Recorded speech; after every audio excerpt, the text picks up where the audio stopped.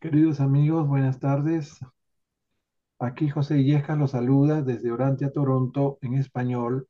Hoy día, 23 de julio de 2025, vamos a entrar en un nuevo documento, el documento 96, que trata de Yahvé, el Dios de los Hebreos, que empieza en la página 1025, párrafo 1 del libro original. Como siempre, vamos a empezar con una pequeña oración. Marlene, bienvenida. Buenas tardes. Hola, Bueno, Mariana. M. Amado Padre, te damos gracias por reunirnos nuevamente y estar aquí para nutrirnos y crecer espiritualmente con tus verdades reveladas. Te pedimos por la paz del mundo una vez más, para que los gobernantes recapaciten, dejen de lado sus egos, em, su soberbia, su egoísmo, que tengan más solidaridad y más ánimo de justicia y de paz para que venga la paz, precisamente. Y también te pedimos por las personas que sufren problemas de salud, problemas económicos, eh, que son perseguidos por sus ideas o por su religión, por todas ellas, Señor, que todo eso mejore. Te lo pedimos en nombre de Jesús, aquí presente entre nosotros, a través de su Espíritu de verdad. Eh, amén. M. Muy bien, vamos a compartir nuestro libro eh, ilustrado para la lectura de hoy. A ver, vamos, acá lo tenemos. Vamos a ver si se ve lo suficientemente claro para poder leer. Creo que vamos a agrandarlo un poquito. Sí. ¿Qué tal ahí? ¿Qué tal ahí la letra del primer párrafo? ¿Se puede leer con facilidad, con comodidad? Un poquito más puede Si ser pudiera ser un porque... poquito más, sí, por favor. ¿Qué tal ahí? Ahí está. Perfecto. Muy bien, gracias. ¿Más mejor? Ok, muy bien. Entonces, Mario, tú fuiste el primero en conectarte, te damos la palabra para que empieces con el primer Bien. párrafo. Adelante. Bueno, documento 95, Yahvé, el Dios de los Hebreos. Comenzamos con Yahweh es un dracma encontrado en la provincia persa de Bueno. se Yehud bajó. Sí, claro, esta es la ilustración que les he puesto acá. Esta es una moneda, ¿no? Muy antigua. Esta moneda tiene 4000 años. Se supone que es un dracma persa encontrado, ¿no? En una excavación en donde se ve la figura de Yahvé como una persona mayor sentado sobre un carro alado, ¿no? Que sostiene un ave en su mano. Y acá esta inscripción parece que están las cuatro consonantes del nombre hebreo de Yahvé. Y al lado está la que se supone que era la esposa de Yahvé, Asherá. ¿Mm? Bien, empezamos. Bueno, cuando el hombre concibe la deidad, empieza incluyendo a todos los dioses, después subordina todos los dioses extranjeros a su deidad tribal y al final termina incluyéndolos a todos excepto al Dios único de valor final y supremo. Los judíos sintetizaron a todos los dioses en su concepto más sublime del Señor Dios de Israel. Los hindúes combinaron igualmente sus múltiples deidades en la espiritualidad única de los dioses, descrita en el Rig Veda. mientras que los mesopotámicos redujeron sus dioses al concepto más centralizado del Bel Marduk. Estas ideas monoteístas maduraron en todo el mundo poco después de la aparición de Maquiventa Melquisedec en Salem de Palestina. Pero el concepto de deidad de Melquisedec era diferente al de la filosofía evolutiva de inclusión, subordinación y exclusión. Estaba basado exclusivamente en el poder creativo e influyó muy pronto en los más altos conceptos de deidad de Mesopotamia, la India y Egipto. Muchas Ok, gracias. gracias a ti, Mario. Muy bien, Yahvé. Este documento trata de Yahvé, el Dios conocido como Yahvé, que se convirtió en el Dios único, el Adonai, el Dios de Israel, el Dios del pueblo hebreo, el Dios del pueblo elegido. Y a partir del pueblo hebreo, este Dios se convirtió en la base de las religiones monoteístas de Oriente y Occidente, comenzando por el cristianismo. ¿Mm? En este documento también se explica cómo se originó el pueblo hebreo. Y en este documento también se nos cuenta la verdadera historia de Moisés y cómo fue la huida de Egipto. ¿Ok? Bien, Yahvé se menciona en todos los libros sagrados del judaísmo. Y en el Éxodo capítulo 3, versículo 15, se dice que ese nombre, formado por cuatro consonantes hebreas, que los eruditos llaman el tetragramatum, ¿no? Ese nombre fue revelado directamente a Moisés por el mismo Dios, por el mismo Yahvé, ¿no? Quien se revela a sí mismo y le dice que él es el Dios de Abraham, el Dios de Isaac y el Dios de Jacob, ¿no? Esto está en la Biblia y eso es lo que Moisés transmite a su pueblo, ¿no? Bien, en muchas versiones del Antiguo Testamento se menciona la palabra Jehová en vez de Yahvé, ¿ok? Prácticamente en los mismos pasajes en donde se denomina Yahvé, se dice Jehová dependiendo de la procedencia de la versión de la Biblia, ¿no? De hecho, la palabra Jehová se menciona por primera vez en el libro Thesaurus del prestigioso hebraísta alemán Wilhelm Jenenius, quien vivió de 1786 a 1842. Él escribió este libro en el cual hace una fusión gramatical de la palabra Adonai con la palabra Yahvé, y de ahí le sale la palabra Jehová. Sin embargo, otros dicen que Jehová es simplemente la forma castellanizada del vocablo hebreo Yahvé. ¿Ok?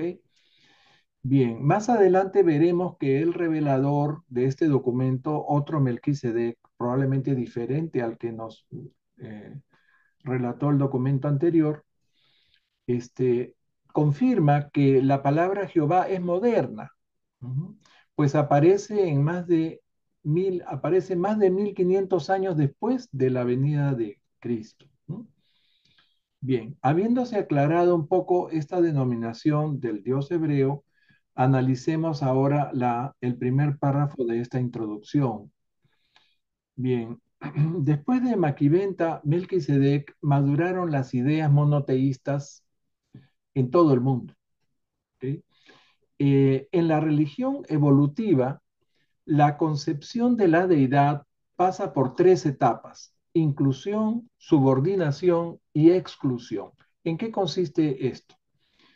Esto significa que primero los pueblos aceptan todos los dioses como de igual rango, ¿no? Tanto nacionales como extranjeros.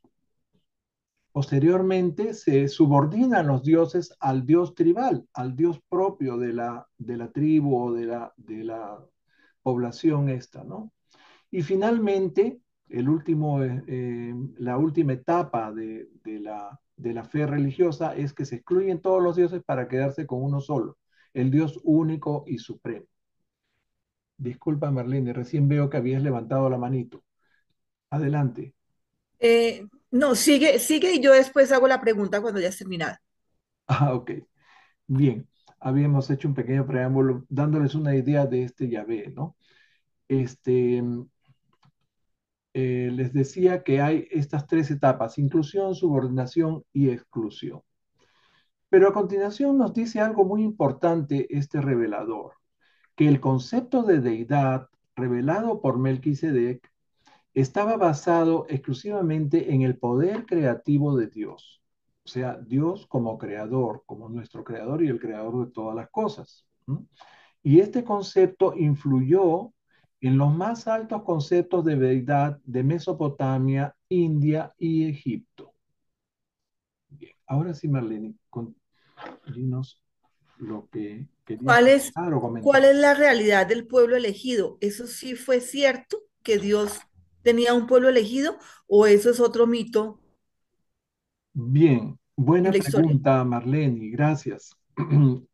Moisés les hace creer a las tribus de beduinos que él comandaba, que él dirigía, que él rescata o saca de Egipto, de que Yahvé los había elegido a ellos como un pueblo, ¿no? Como su pueblo y que ellos debían adorar a Yahvé. Eso lo vamos a explicar más en los siguientes párrafos, ¿no? O sea, eso les dijo Moisés, les hizo creer eso a Ok, Moisés. gracias. Y todos creyeron Gracias. en eso y esa tradición continuó por cientos y miles de años. ¿Ok? Bien. Le damos la bienvenida a Octavio Siller que acaba de conectarse. Bienvenido, Octavio.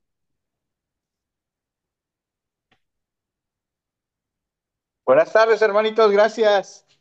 Gusto en Oh, saludarlos. qué bueno. Este, a ver, les digo cuál es el orden. Ha leído Mario, después va a leer Mayra, después le tocaría a Gloria, después a Renato, luego a José Luis. Jimmer, si quieres leer, te agrego a la lista de lectores. Y Con mucho Marlene, gusto. excelente. ¿Ok? Cuando venga Ketty ha ido a ver al bebé a casa de nuestro hijo político. Ya, cuando venga ella la vamos a agregar también de lectora. Ok, entonces este sería el orden, ¿ya? Mario, Mayra, Gloria, Renato, José Luis, Jimmer y Marlene. Anita Colmenares me dijo que se va a presentar, pero un poquito más tarde, que tiene un compromiso. Ok, entonces vamos a avanzar con los dos últimos párrafos de la introducción. Le tocaría a Amén. Mayra. Amén. La religión de Salem era venerada como tradición por los quenitas y varias otras tribus cananeas. Uno de los objetivos de la encarnación de Melquisedec fue fomentar la creencia en un Dios único para preparar el camino de otorgamiento en la tierra de un hijo de ese Dios único. Miguel no podía venir a Urantia hasta que hubiera un pueblo que creyera en el Padre Universal para poder aparecer entre sus gentes. Mira, Los Kenit, exacto, permíteme hacer un pequeño sí. comentario de este párrafo que es muy importante, ¿no? Este, los kenitas, así como los jebuseos o los hititas o los amorreos, eran los habitantes originales de la región de Canaán, la antigua costa este del Mediterráneo. ¿Ok? La región de Canaán corresponde a lo que actualmente es Israel, Palestina, mm, parte del sur de Siria, Jordania y Líbano, ¿no? Por lo tanto, englobaba la ciudad de Salem, lo que actualmente es Jerusalén, ¿no? Y es lógico que esos pueblos se conservara la religión de Salem, la religión de Maquiventa, ¿no? La doctrina del Dios único. ¿Mm? El Melquisedec que redacta este documento nos recalca que tenía que haber al menos un pueblo en el mundo que creyera en un solo Dios como una condición crucial, indispensable, para que fuera posible la encarnación de Miguel, el hijo precisamente de ese Dios único. ¿Ok? Ahora sí continúa, por favor. Los Kenitas de Palestina conservaron la religión de Salem como su credo, tal como la adoptó adoptaron más tarde los hebreos. Esta religión fue influida primero por las enseñanzas morales de los egipcios, más tarde por el pensamiento teológico babilónico y finalmente por las concepciones iraníes del bien y del mal. Bajo el punto de vista fático de la religión hebrea, esta está basada en la alianza entre Abraham y Maquiventa Melquisedec. Bajo el evolutivo es el producto, como que no entiendo, bajo el evolutivo es el producto de muchas circunstancias situacionales extraordinarias. En cambio, bajo el cultural, se ha apropiado libremente de elementos religiosos, morales y filosóficos de todo el Levante.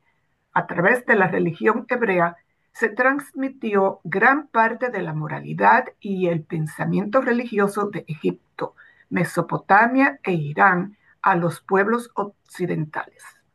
Ok, vamos a explicar este párrafo, ¿no?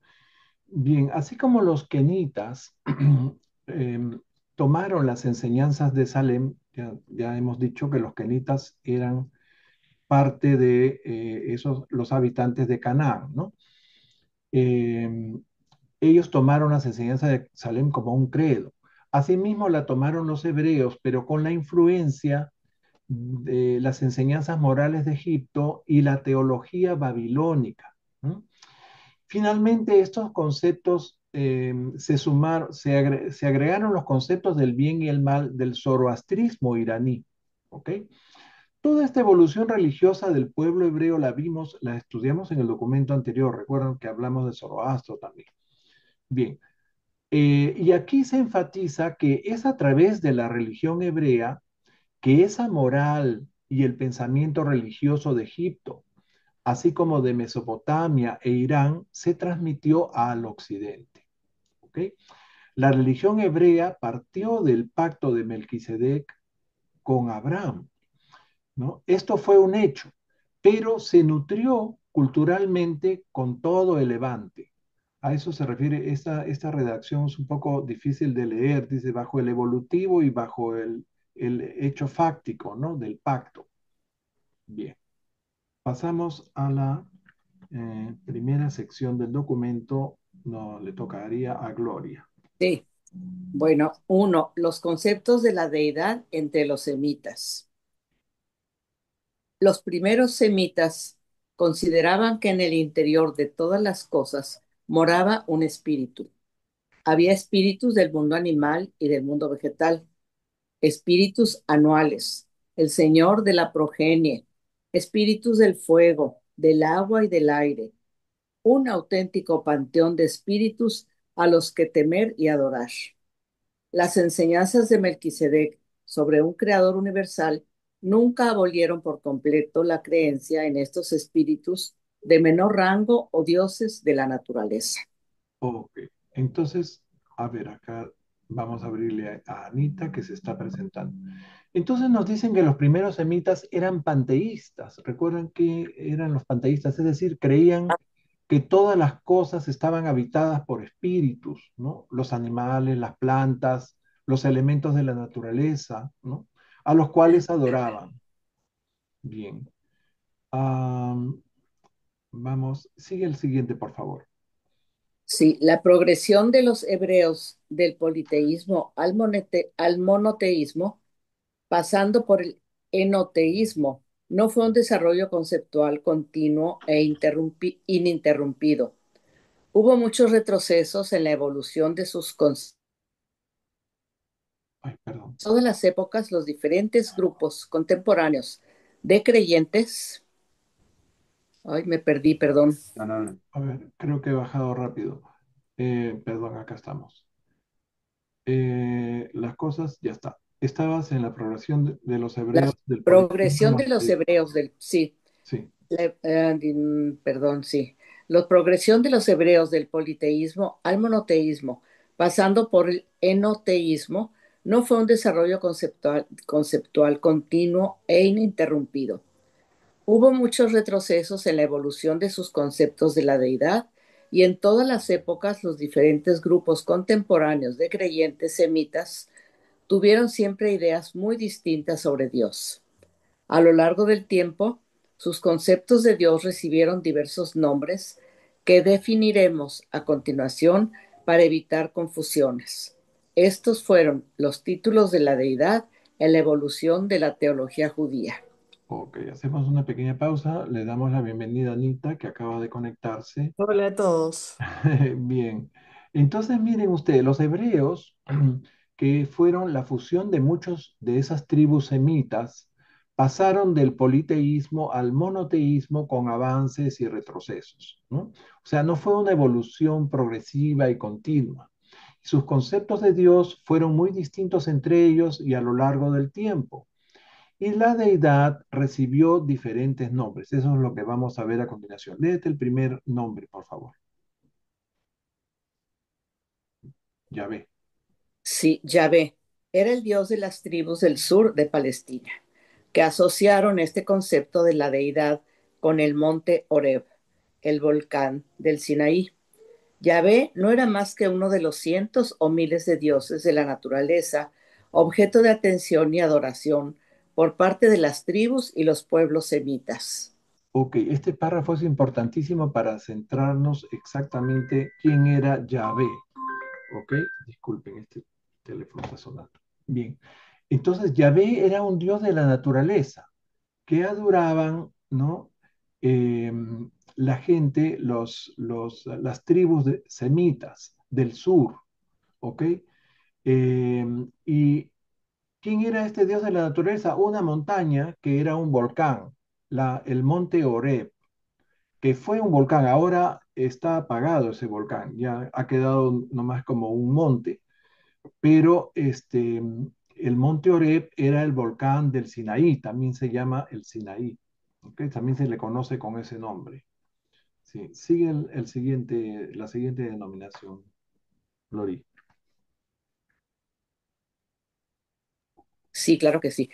Yahvé, no, el Elión, dos, el Elión. Tras la estancia de Melquisedec en Salem, su doctrina de la deidad perduró durante siglos en versiones diversas, aunque generalmente bajo la connotación del término el Elión, el Dios altísimo del cielo, eso es su significado. Muchos semitas, entre ellos los descendientes directos de Abraham, adoraron en diferentes ocasiones a el Elión y a Yahvé al mismo tiempo. Ok, gracias. Miren, entonces Yahvé era el dios de las tribus del sur de Palestina, era el dios del volcán del Sinaí, también conocido como Monte Oreb. Bien, el Elión provenía de la doctrina de Melquisedec, el Dios altísimo, ¿no?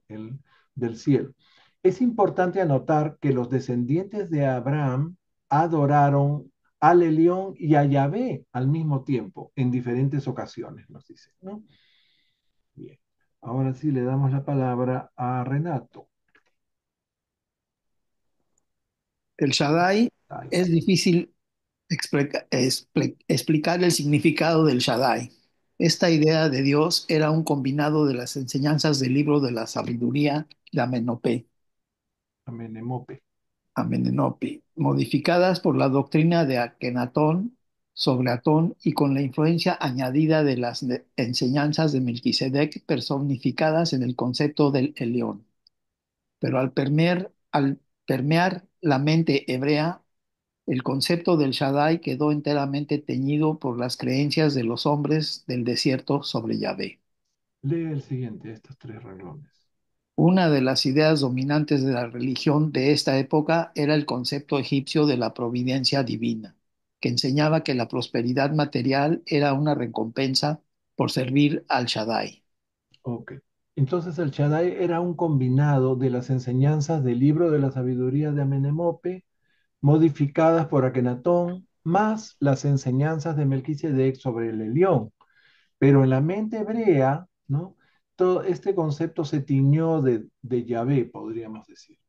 Continúa Gimmer.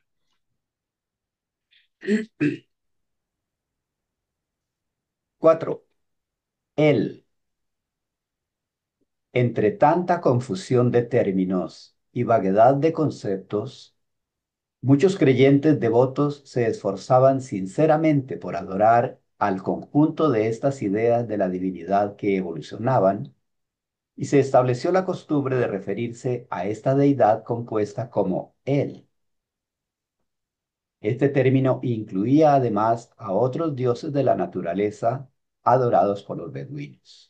Un pequeño comentario sobre él. O sea, era el conjunto de las ideas de la divinidad, incluyendo otros dioses de la naturaleza. Sigue, por favor. Número 5. Elohim. En Kish y en Ur, eso es Ur de Caldea, ¿verdad? Ujú. Perduraron Hermano. perduraron durante mucho tiempo grupos caldeos sumerios que enseñaban un concepto de Dios uno y trino fundamentado en las tradiciones de los días de Adán y de Melquisedec. Esta doctrina fue llevada a Egipto, donde dicha trinidad fue adorada bajo el nombre de Elohim, en singular Eloá.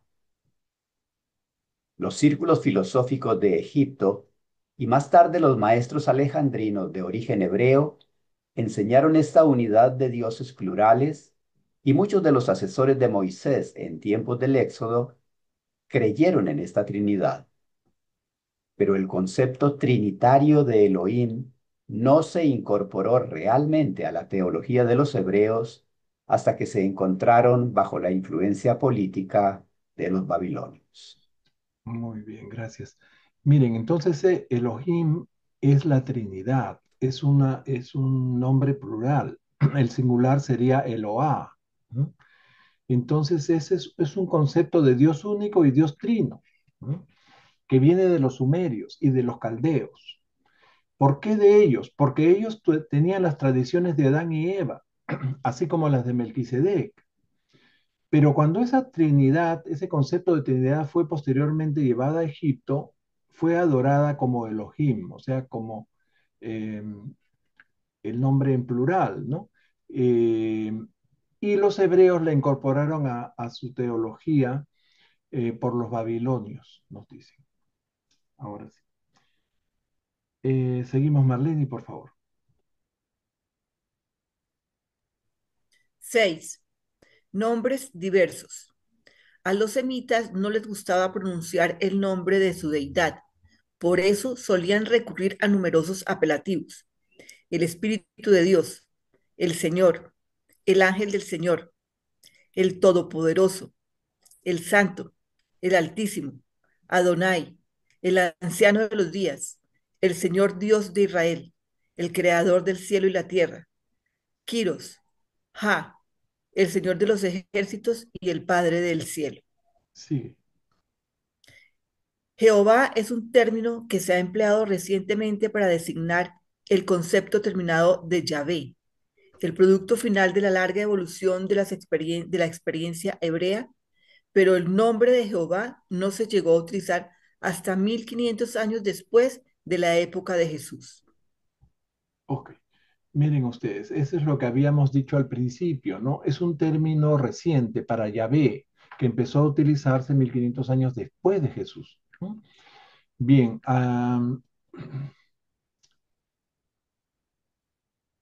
ok. ¿Qué más tenemos aquí? A ver. Pepe, Pepe, perdón, una Sí, pregunta. ¿Después de Jesús o antes? después de Jesús. O sea, el término Jehová ha venido, el que lo usa por primera vez, les había dicho, este hebreísta alemán, eh, Ajá. Ah, que se ok. llamó Wilhelm Jenenius, escribió un libro que se llama Thesaurus, y ahí él hace una fusión gramatical entre la palabra Adonai y la palabra Yahvé, Ok, y le sale Jehová. Bien. Otros gracias. dicen que Jehová es simplemente el nombre castellanizado de Yahvé. ¿No? Y en algunas Biblias, en todos los pasajes en donde se menciona Yahvé, lo han reemplazado por Jehová. O sea, se ve Jehová que Abraham habla con Jehová, Elías habla con Jehová, etcétera. Cuando en otras Biblias, ese mismo Jehová es Yahvé. ¿No? Ujú, Eso es gracias. interesante. Ah, ok. Seguimos con Anita. ¿Nos puedes leer hasta cerca del año 2000? Ahí estamos, ¿no? Sí, sí. Ani. Hasta cerca del año 2000 antes de Cristo, el monte Sinaí fue un volcán activo intermitente con erupciones ocasionales tan recientes como las que se produjeron durante la estancia de los israelitas en esa región. El fuego y el humo, junto con las detonaciones atronadoras asociadas a las erupciones de esta montaña volcánica, impresionaban y sobrecogían a los beduinos de las regiones vecinas e infundían en ellos un gran temor a Yahvé. Este espíritu del monte Joreb se convirtió más tarde en el dios de los semitas hebreos, que acabaron convenciéndose de su supremacía sobre todos los demás dioses. Ok. Entonces, a ese volcán lo consideraban el dios Yahvé, ¿no? Que era el dios de esos beduinos del sur, ¿no? Y en esa época, 2000 años antes del nacimiento de Jesús, era un volcán y que erupcionaba o tenía sus reventones de vez en cuando, ¿no? Y justo se da uno de esos reventones cuando estaba Moisés con las tribus de beduinos que él había rescatado, que había sacado de Egipto, ¿no? Y entonces ahí ellos, en medio de ese terremoto y esa erupción volcánica aterradora, ¿no? Él les dice, este es vuestro Dios, ¿no? Y entonces que él me ha hablado, en fin, él les dice, ellos después de la salida de Egipto se van a las faldas de esta montaña, Oreb, o Sinaí también se llama, y ahí se quedaron 25 años. Acá vamos a ver que dice un cuarto de siglo. Yo entiendo un cuarto de siglo son 25 años y no los 40 años que dice que vagaron por el desierto. Entonces aquí ya comienza a haber una distancia entre lo que dice la Biblia y lo que nos está contando el revelador, ¿no? Lo que sucedió en esa época no ha quedado escrito en nada, porque en esa época no había, estos hebreos no tenían escritura todavía. Por lo tanto, todo eran tradiciones, eran cuentos alegóricos que se contaban de generación en generación, de padres a hijos, ¿no? Entonces, por eso es que la Biblia está llena de estas cosas, ¿no? Pero acá vamos a enterarnos de cómo fue realmente esa salida de Egipto y cómo fue el tiempo que ellos estuvieron en el Sinaí. Ok, seguimos. Mario, nos lees el siguiente, por favor.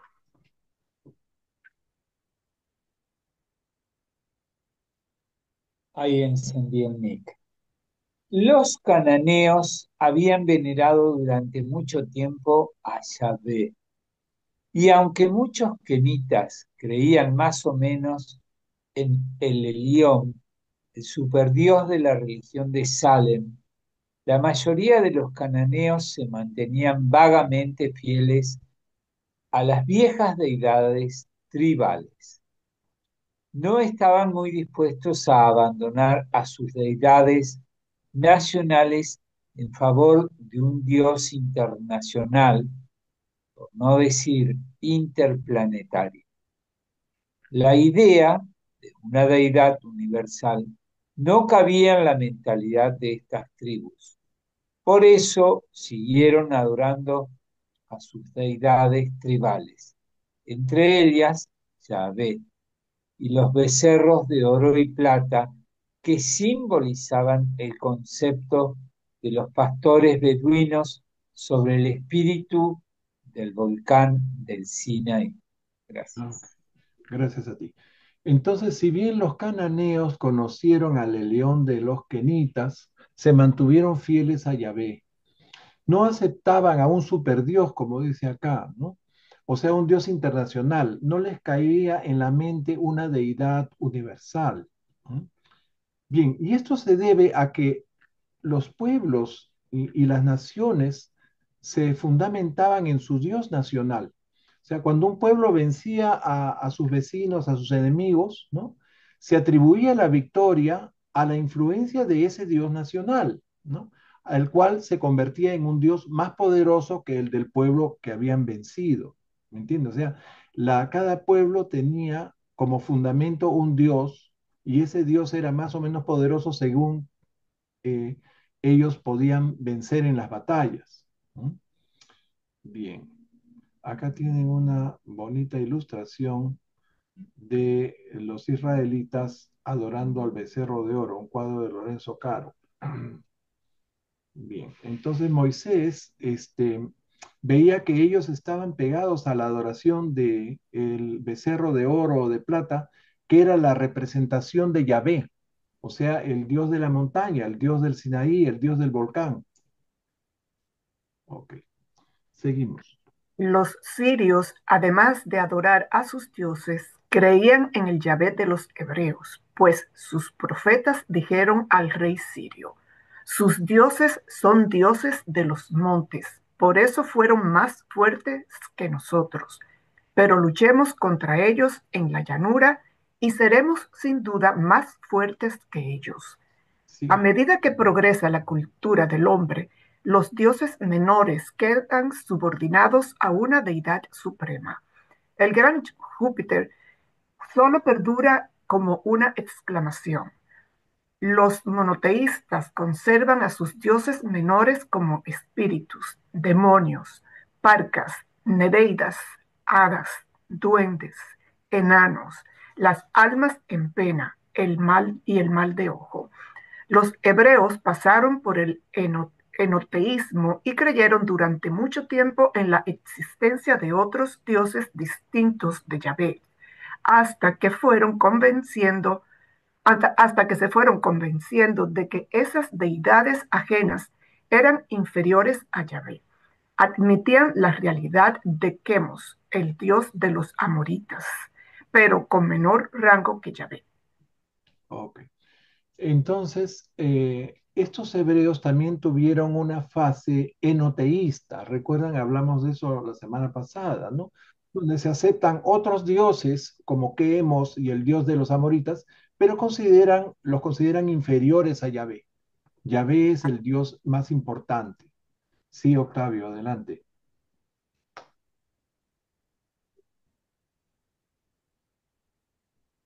Octavio, ¿habías pedido la palabra?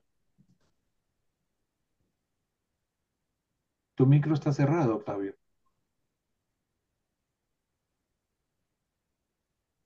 O Octavio ha entrado de nuevo, creo. No sé, no estoy seguro. Bien, a ver, falta el último párrafo. Léenos, por favor, Glorita, el último párrafo también. Claro que sí. De todas las teorías de los mortales sobre Dios, la idea de Yahvé es la que ha experimentado un desarrollo más extenso. Su evolución progresiva solo es comparable a la metamorfosis del concepto de Buda en Asia, que al final condujo al concepto del absoluto universal, igual que el concepto de Yahvé culminó en la idea del Padre universal. Pero hay un dato histórico a tener en cuenta, y es que los judíos cambiaron su visión de la deidad desde el dios tribal del monte Oreb hasta el posterior Padre Creador, amoroso y misericordioso, pero nunca cambiaron su nombre. Durante el proceso de evolución de este concepto de la deidad, lo siguieron llamando Yahvé en todo momento. Ok, miren, este párrafo es muy interesante. Miren, con Yahvé sucedió un hecho trascendental. Nos dicen que así como la idea de Buda se convirtió en el absoluto universal, ¿no? Así también Yahvé culminó con la idea del Padre universal, ¿no? El problema es que los judíos siguieron llamándolo Yahvé, ¿no? Por eso es que vemos tanta contradicción. Cuando se lee la Biblia, se ve a Yahvé como un Dios con características humanas, que manifiesta su ira, es un Dios celoso, es un Dios que castiga, ¿no? Que derrama su furia, en fin. Y después tenemos la versión en la misma Biblia de los profetas, por ejemplo, los Isaías, que hablan de un Padre amoroso, misericordioso. Es, parece contradictorio. ¿Ok? Ahora acá lo van a explicar muy bien por qué es así. Pasamos a Gloria. Perdón, ha leído Gloria. Pasa Renato. 2. Los pueblos semitas. Los semitas del este eran jinetes organizados y bien liderados que invadieron las regiones orientales del creciente fértil, donde se unieron con los babilonios. Los caldeos, cercanos a Ur, estaban entre los más avanzados de los semitas del este. Los fenicios eran un grupo superior y bien organizado de semitas mestizos que ocupaban el oeste de Palestina a lo largo de la costa mediterránea. Desde el punto de vista racial, los semitas eran una de las poblaciones más mezcladas de Urantia, pues contenían factores hereditarios de casi todas las nuevas razas del mundo. En este mapita ven ustedes lo que se llamaba el creciente fértil. Se llama el creciente porque parece una media luna, ¿no? Que era aquí estos valles del Tigris y el Éufrates en Mesopotamia, la costa, el Levante, la costa este del Mediterráneo y el valle del Nilo, aquí. ¿Ok? Eso era y sigue siendo denominado el creciente fértil, ¿no? Aquí nos cuentan quiénes eran y de dónde vienen los semitas y cómo se convierten en el pueblo hebreo o los hijos de Israel, ¿no? Y ustedes saben, Israel era, le decían a Jacob, hijo de Isaac. Eh, entonces, este creciente fértil es una región histórica en forma de media luna en el Medio Oriente. ¿Mm? Eh, es muy rica desde el punto de vista agrícola, ¿no? Y actualmente abarca partes de Irak, de Siria, Líbano, Jordania, también obviamente Israel, Palestina, el sureste de Turquía y oeste de Irán. Bien, en esa época, esta zona estaba ocupada por los babilonios, ¿no? Los cananeos y los egipcios. Los semitas tradicionalmente se consideran un grupo étnico y cultural originario del Oriente Próximo cuyos idiomas pertenecen a la familia de lenguas semíticas. Los semitas son una de las razas más mezcladas, nos dice acá el revelador, pues tiene de las 9 razas urantianas. ¿Recuerdan cuáles son las 9 razas urantianas? La primera raza son los andonitas, los descendientes de Andón y Fonta. Después vienen 6 razas de color, ¿no? Después vienen los noditas. Después vienen Adán y Eva y la raza violeta o la raza adanita. Y después vienen los anditas. Bueno, según la Biblia, los semitas son la descendencia de Sem, uno de los hijos de Noé. Ustedes saben, en la Biblia dicen que Noé tuvo a Cam, Sem y Jafet, ¿no? Bien, acá nos hablan de diferentes tipos de semitas. Habían los semitas del este, ¿no? De los cuales los caldeos eran los más importantes, que estaban cercanos a la ciudad de Abraham, la ciudad de Ur. Era gente bien organizada, dicen, o sea, era gente, pues, digamos, culta, más avanzada que otros. Ellos llegaron a esta zona fértil, a esta creciente fértil, y se aliaron con los babilonios y no tuvieron ningún problema. Ahora, habían otros semitas que venían del oeste. Ellos ocupaban la costa mediterránea, eran los fenicios, el actual Líbano, ¿no? Y históricamente, ustedes saben, los fenicios eran muy buenos navegantes y magníficos comerciantes. No llegaron a formar un imperio, pero sí agruparon una serie de ciudades independientes con los cuales comerciaban, ¿no? Bien, y finalmente estaban los semitas del sur, los árabes beduinos, ¿no? Que también ansiaban llegar a este creciente fértil, ¿no? Y trataron de meterse por la fuerza, pero siempre fueron rechazados por los semitas y los hititas del norte, quienes eran, pues, nos dice más adelante el revelador, eran superiores, eran una organización y una civilización más alta que ellos, ¿no? Bien. Léete esas 3 últimos renglones, por favor.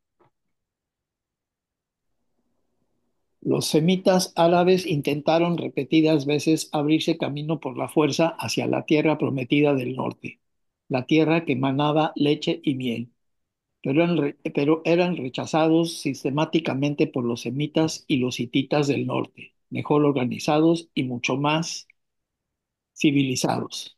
Posteriormente, y a raíz de una hambruna excepcionalmente grave, muchos de esos beduinos errantes entraron en Egipto contratados como fuerza de trabajo para las obras públicas egipcias y se encontraron sometidos a la amarga experiencia de esclavitud cotidiana de los trabajadores corrientes y oprimidos del Valle del Nilo. Bien. Entonces, miren ustedes, estos semitas del sur, que eran tribus árabes, eran nómadas, ¿no? Eh, entre los cuales había gente muy bien preparada, gente, digamos, racialmente bien dotada, con mucho potencial, ¿no? No lograron llegar a este creciente fértil y en una situación especialmente angustiosa de hambruna, dicen, ¿no? Tuvieron que irse a Egipto, ¿no? Y a buscar trabajo, ¿no? A que los contrataran como fuerza de trabajo en las obras del faraón. Ustedes saben, las obras faraónicas eh, demandaban muchísima gente y ahí trabajaban gente esclavizada, pero ellos fueron aparentemente contratados primero. Sin embargo, después de un tiempo, ya los trataron como cualquier otro de esos oprimidos trabajadores de las obras faraónicas, como esclavos, ¿no? Que se convirtieron en esclavos a pesar de no haber llegado ahí en esa condición. Bien, sigue José Luis, por favor. Fue después de los tiempos de Maquiventa, Melquisedec y Abraham, cuando ciertas tribus semitas empezaron a ser conocidas como hijos de Israel por sus peculiares creencias religiosas, y más tarde como hebreos, judíos y el pueblo elegido. Abraham no fue el padre racial de todos los hebreos, ni siquiera fue el antepasado de todos los semitas beduinos que fueron esclavizados en Egipto. Es verdad que su descendencia formó el núcleo del pueblo judío posterior al salir de Egipto, pero la inmensa mayoría de los hombres y mujeres que se incorporaron a los clanes de Israel no había estado nunca en Egipto. Eran simplemente nómadas como ellos que decidieron adherirse al liderazgo de Moisés cuando los hijos de Abraham y sus compañeros semitas huidos de Egipto atravesaban el norte de Arabia. Ok, este párrafo es bien interesante. Seguimos en la historia del pueblo hebreo, ¿no? Tiempo después de la partida de Melquisedec y Abraham, ¿no? Ciertas tribus semitas empezaron a asociarse como los hijos de Israel, ¿no? Les he dicho, Israel fue Jacob, hijo de Isaac. Más tarde se les denominó hebreos, judíos y el pueblo elegido, ¿no? Y toda digamos, denominación se debía a que ellos estaban cohesionados por una creencia religiosa común, ¿no? Bien, miren ustedes, este es el origen del pueblo hebreo, de los judíos. Se originan de tribus semitas árabes del sur, tribus que eran nómades del desierto, beduinos. ¿M? Eh, y aquí el revelador nos refiere un dato muy interesante, que ninguno de esos beduinos semitas que fueron esclavizados en Egipto eran descendientes de Abraham. ¿M? Abraham tampoco fue el padre racial de todos los hebreos, solamente de algunos. Nos afirma que su descendencia formó el núcleo del pueblo judío posterior a la salida de Egipto. O sea, la clase dirigente que tomó, digamos, la estrategia y el control de la salida de Egipto fueron los que fundaron prácticamente ese pueblo, ¿no? Que eran los más capacitados, los mejor dotados, los más capaces, ¿no? Afirma también que la inmensa mayoría de hombres y mujeres que se incorporaron a los clanes de Israel eran simplemente beduinos nómadas que decidieron seguir a Moisés cuando éste atravesó el desierto en dirección noreste hacia el monte Sinaí, en donde se quedaron, como les digo, 25 años. Bien. Seguimos em, que Jimmer nos lee, por favor, los dos siguientes párrafos. Cuando fueron esclavizados en Egipto, los semitas que pronto formarían la nación hebrea ya habían olvidado casi por completo las enseñanzas de Melquisedec sobre el Elión, el Altísimo y la alianza del favor divino mediante la fe. Sin embargo, aquellos nómadas árabes conservaron durante todo su cautiverio una creencia tradicional residual en Yahvé como su deidad racial. Sigue, por favor, el último párrafo. Yahvé era adorado por más de 100 tribus árabes distintas, excepto por el matiz del concepto de El Elión de Melquisedec, que perduraba entre las clases más cultas de Egipto, incluyendo las estirpes mestizas de hebreos y egipcios. La religión de la masa de esclavos hebreos cautivos era una versión modificada del antiguo culto a Yahvé de magia y sacrificios. Wow, qué interesante. Ujú. Miren ustedes, esta es la historia del pueblo de hebreo, ¿no? Del pueblo de Israel.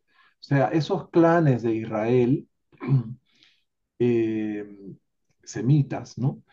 Incluían a los hijos de Abraham y a sus compañeros semitas huidos de Egipto. ¿No? Bien, y durante la esclavitud en Egipto, los semitas que formarían la nación hebrea ya se habían olvidado de las enseñanzas de Melquisedec sobre el Elión, el Altísimo, ¿no? Pero mantenían su creencia tradicional en Yahvé como su deidad racial, ¿no? Y Yahvé era adorado por más de 100 tribus árabes diferentes. Y la religión de los esclavos hebreos en Egipto era una versión modificada del antiguo culto a Yahvé centrado en la magia y en los sacrificios, aunque el concepto del Elión perduraba entre las clases más cultas, ¿no? Las estirpes y las estirpes mestizas, dice. Muy bien. Pasamos ahora a Moisés. 3. El incomparable Moisés. La evolución de los conceptos y los ideales hebraicos de un creador supremo se inició con la salida de Egipto de los semitas bajo la dirección del gran líder, maestro y organizador Moisés. Su madre pertenecía a la familia real egipcia. Su padre era un funcionario de enlace semita entre el gobierno y los cautivos beduinos. Moisés poseía así cualidades precedentes de fuentes raciales superiores. Su ascendencia estaba tan mezclada que es imposible clasificarlo en ningún grupo racial. De no ser por este mestizaje, no habría mostrado nunca un talento tan extraordinariamente adaptable a la hora de manejar a la horda heterogénea que acabó por asociarse bajo su liderazgo a los semitas beduinos en su huida de Egipto hacia el desierto de Arabia. Ok. Miren ustedes, esta sección nos habla quién era realmente Moisés. Moisés era egipcio, ¿ok? Su madre pertenecía a la nobleza egipcia y no nos dicen su nombre. Y su padre era semita. Primero pensé que quizás era uno de esos semitas caldeos del este que conservaban las tradiciones, ¿no? De Abraham, que a su vez tenía, digamos, las enseñanzas de Melquisedec, ¿no? Tampoco mencionan el nombre del padre de Moisés, pero creo que era de los mismos semitas que estaban esclavizados, que él se había distinguido, digamos, por sus capacidades, su inteligencia, digamos, sus dotes personales, ¿no? Y había impresionado a esta noble egipcia, pero había algo más. Tanto ella como el padre de Moisés habían oído hablar de las enseñanzas de Melquisedec y creían en un solo Dios. Y esa creencia religiosa compartida fue la que hizo que ellos se entendieran muy bien, posteriormente se enamoraran y posteriormente se casaran, fundaran una familia egipcia, típicamente, y tuvieran hijos, ¿no? No nos dicen cuántos hijos tuvieron, pero sí nos hablan de que Moisés tenía un hermano y junto con ese hermano se presentan ante el faraón para pedir la liberación de los esclavos este, semitas. ¿Ok? Es muy interesante todo esto. Nada que ver con la narración bíblica que dicen que fue hijo de una hebrea, que la hebrea, para que no lo matara el faraón, que estaba matando a los niños, lo puso en una cunita y lo dejó en el río Nilo a su suerte, ¿no? Y después lo encontró una de las criadas de la esposa del faraón. Nada que ver.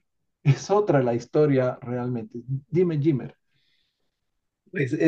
Muy curioso porque estaba precisamente recordando muchos años atrás, cuando leí la Biblia ávidamente, que Moisés tuvo ese origen, el de haber sido rescatado de las aguas y puesto en una canasta y lo adoptó la hija del egipcio, El de faraón. real.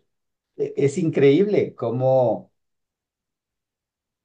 cómo por generaciones, por siglos enteros, se puede continuar creyendo, digamos, una mentira o una versión diferente a lo que realmente sucedió.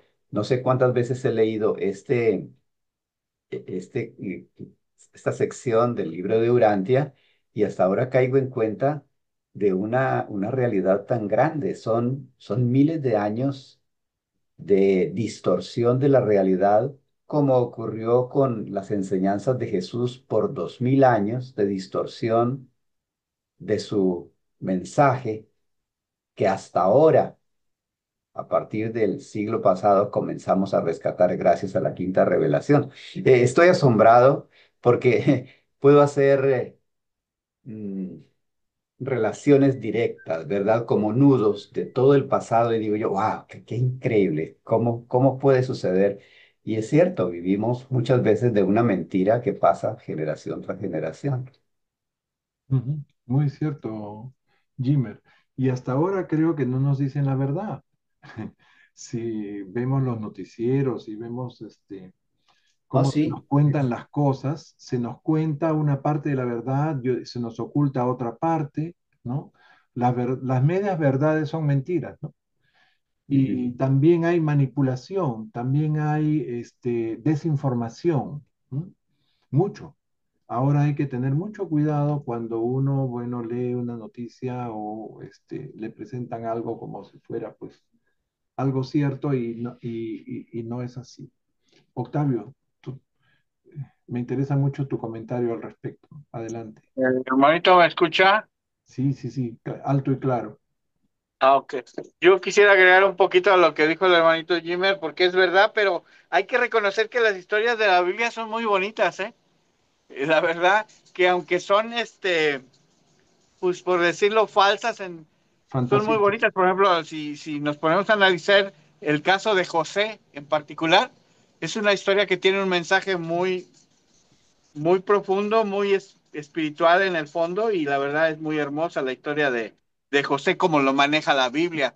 También la historia de Moisés, desde que salen de Egipto hasta que llegan a la tierra prometida, ¿no? Y cómo José, si es que Moisés escribió ese libro de esa historia, cómo tuvo la capacidad para poder combinar el amor de Dios en ocasiones con sus mandamientos y a la vez justificar por qué en un momento dado tenían que pelear y agredir, porque por ejemplo, para entrar a la tierra prometida, aunque era prometida por Dios, pero tenían que entrar y pelear y llegar y quitarla a la fuerza, ¿no?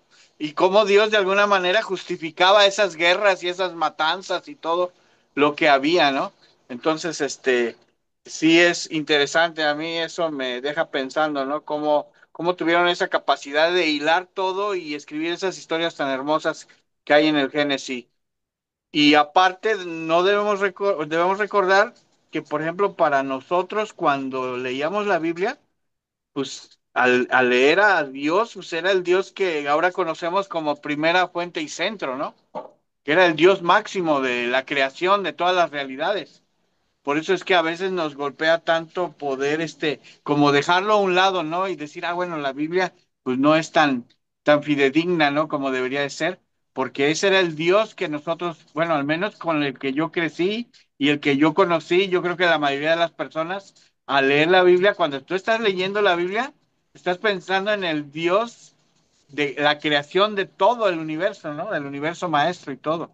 Y no es así, es un Dios que se creó para poder en un momento dado hasta unificar al pueblo de Israel, ¿no? Y darle esa identidad nacional y ese amor por su misma patria, ¿no? Y se me hace muy interesante, porque este Dios que nos presenta la Biblia, pues no es el Dios que nos presenta el libro de Urantia, más sin embargo, es digno de reconocer cada quien en su nivel, ¿no? Pero ahora que nosotros sabemos cómo estuvo todo, pues es más bonito, ¿no? Saber por qué tal cosa, o por qué la Biblia te dejaba algunas dudas o algunas cosas que no entendías. Ya cuando tienes el contexto del libro de Urantia, pues todo cae por su propio peso y queda muy claro. Gracias y gusto en saludarlos. Gracias a ti, Octavio. Efectivamente, la idea de Dios que comienza con ese Dios antropomórfico, con todos los defectos humanos, ¿no? Celoso, iracundo, vengativo, hasta convertirse en un padre amoroso y misericordioso, este, es toda una evolución, ¿no? Y al leer los pasajes bíblicos nos parece contradictorio que ese mismo Dios amoroso y misericordioso sea el mismo Dios iracundo y vengativo y sanguinario, ¿no? Pero eso tiene una razón de ser que se explica muy bien en este documento y que vamos a leerlo a continuación. En realidad fue Moisés el que les metió primero esa idea porque necesitaba que esta gente que estaba perdida y que no tenía tampoco mucha capacidad intelectual, la mayoría podríamos decir, tenían que tener una idea clara y un poco de temor a este Dios poderoso, ¿no? Que les presenta Moisés y le deja el mismo nombre del Dios que ellos estaban acostumbrados a creer, el Dios de la montaña, del volcán, el Yahvé, ¿no? El problema es que se quedó con el mismo nombre, ¿no? Evolucionó hacia un Dios Padre universal, de justicia, de amor y de misericordia, y se quedó con el nombre de Yahvé en la Biblia, ¿no? Eso es lo que desconcierta. Bien, yo también tuve esa misma experiencia, Octavio. Le damos la bienvenida a Ketty, que acaba de regresar de ver a Hola, hola a Isaac. todos. ¿Cómo están?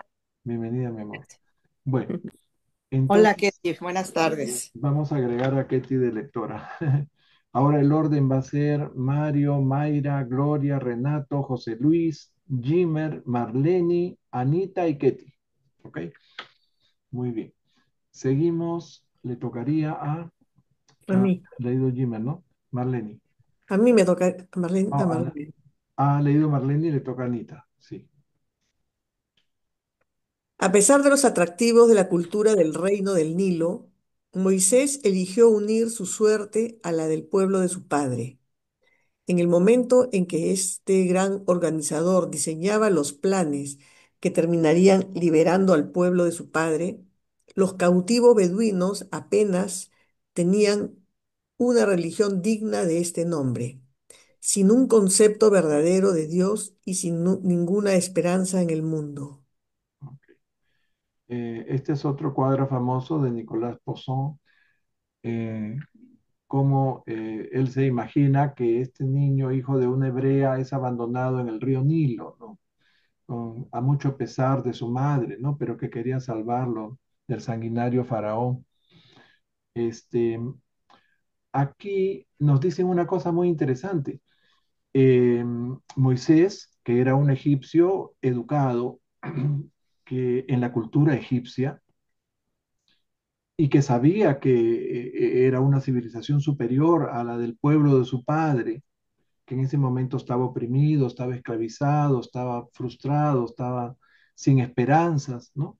Que estaban perdiendo su religión, él decide ponerse del lado de su padre, decide rescatarlos, ¿no?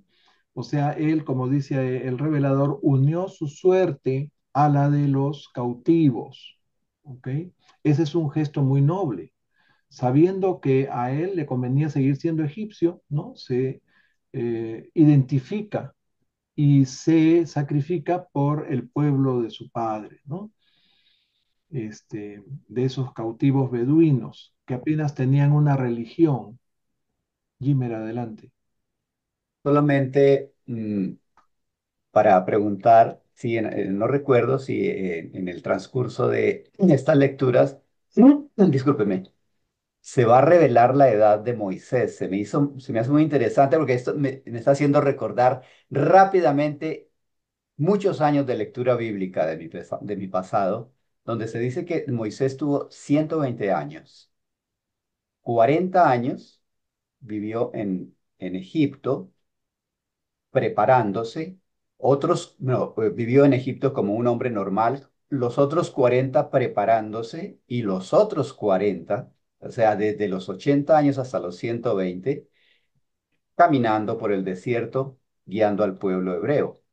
Eh, la pregunta es relativamente lógica para mí porque estaríamos hablando de un hombre de 120 años que es completamente ajeno a la secuencia biológica del ser humano.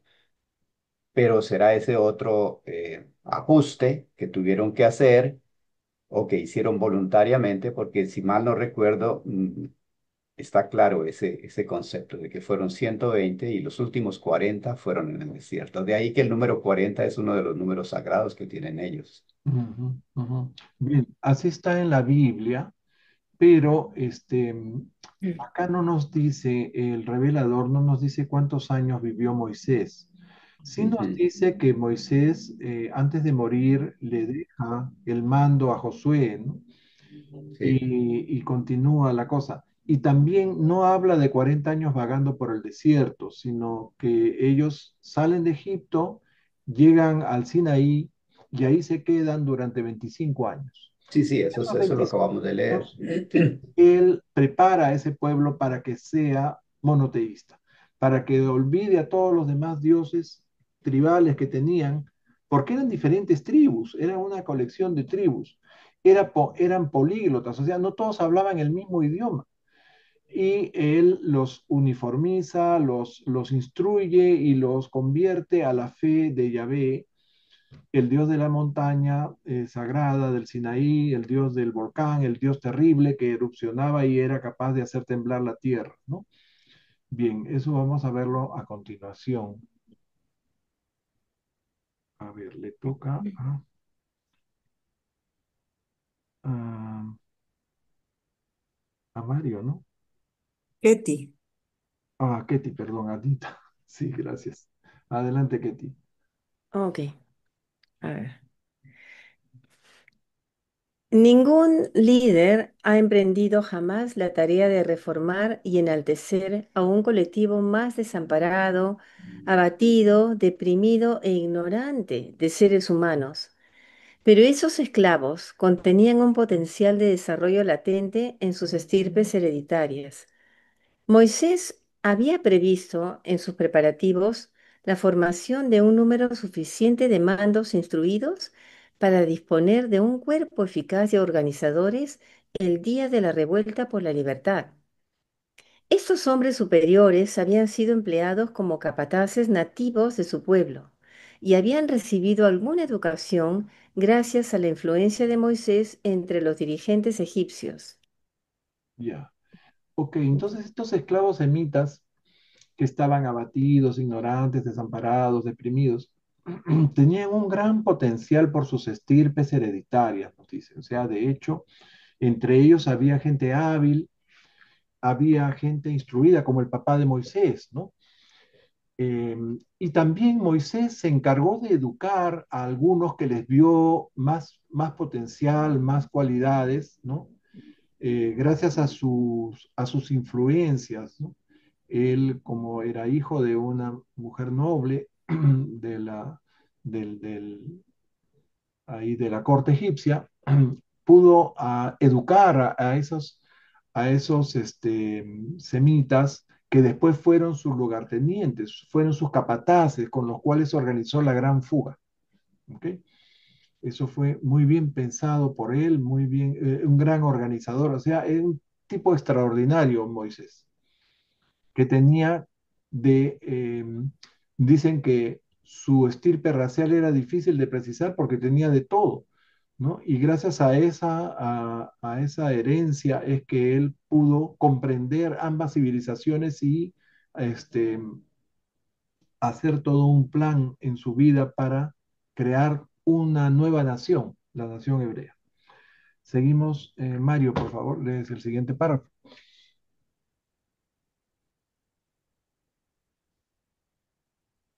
¿Estás ahí, Marito? Marito ha estado entrando y saliendo. Ah, no está. Vamos a pasar entonces a Mayra. De Mario a Mayra. Moisés había intentado por todos los medios negociar diplomáticamente la libertad de sus compañeros semitas. Él y su hermano llegaron a pactar con el rey de Egipto su salida pacífica del Valle del Nilo hacia el desierto de Arabia. Habían de recibir un modesto pago en dinero y en especie como reconocimiento por su largo servicio en Egipto. Los hebreos se comprometían por su parte a mantener relaciones amistosas con los faraones y no unirse a ninguna alianza contra Egipto. Pero el rey decidió posteriormente derrogar este acuerdo bajo pretexto de que sus espías habían descubierto deslealtades entre los esclavos beduinos. Fueron acusados de buscar la libertad con intención de ir al desierto a organizar a los nómadas contra Egipto. Ven ustedes qué distinta a la historia que cuenta la Biblia, ¿no? Que Moisés prácticamente le exige al faraón que salga a su pueblo de, ¿no? Y el faraón se niega y después vienen las 7 plagas de Egipto. Nada de eso es cierto. Todo es un cuento, una alegoría, ¿no? Para, digamos, eh, bueno, entretener a los niños, ¿no? Porque esto se contaba de padres a hijos. Bien, entonces ellos, él y su hermano tratan de negociar con el faraón, como se ve acá. El faraón acepta, todo iba bien, pero alguien le da el dato falso, no sé si falso o verdadero, un chisme quizás de que esos beduinos, esos esclavos iban a aliarse con los nómadas para después enfrentar al faraón. Bien, continuamos. Le toca a... Me toca a mí, a Gloria. Así. Pero Moisés no cejó y se esperó a que llegara su momento. Menos de un año después, aprovechando que las fuerzas militares egipcias estaban dedicadas a resistir simultáneamente una fuerte ofensiva libia desde el sur y una invasión naval griega desde el norte, este intrépido patriotas de Egipto en una espectacular huida nocturna. Esta carrera por la libertad, cuidadosamente planeada y perfectamente ejecutada, fue un éxito a pesar de la furiosa persecución del faraón con un pequeño contingente de egipcios. Los perseguidores cayeron ante la defensa de los fugitivos y se dieron mucho botín que se vería incrementado posteriormente por los saqueos de esta multitud de esclavos en fuga a su paso hacia su hogar ancestral en el desierto. Sí, Ok, sí, sí, sí, no, no, no. vamos a mutear a Marito.